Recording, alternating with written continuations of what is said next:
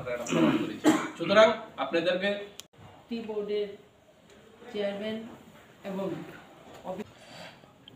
সবাইকে অনেক অনেক নমস্কার। আপনাদের মাধ্যমে পুরো ত্রিপুরাবাসীকে এবং আমার ওবিসি অংশের সমস্ত সদস্যা সহ জনগণকে আমি অনেক অনেক শুভেচ্ছা অভিনন্দন জ্ঞাপন করছি। আমি মনে করি যে এটা আমাদের সাংগঠনিক অনেক বড় দায়িত্ব এবং একটা সময় আমি ডিস্ট্রিক্ট লেভেলে কাজ করেছি। এইবার দল আমাকে প্রদেশ কমিটির দায়িত্ব দিয়েছে যে ত্রিপুরার সমস্ত জায়গায় ঘুরে কাজ করার সুযোগ সেটা আমি পেয়েছি।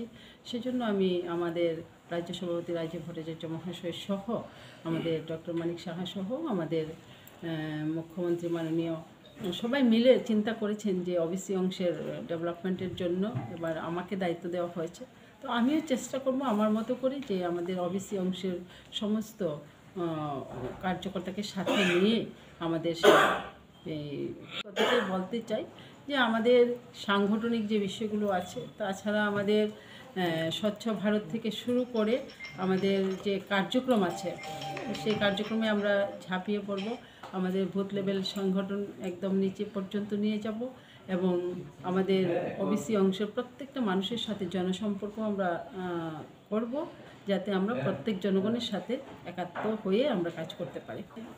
এবং ওবিসি মোর্চার আমাদের প্রাক্তন সভাপতি এই চেষ্টা যাতে আমাদের মধ্যে থাকে এইটুকু বলে উনি যেভাবে সংগঠনকে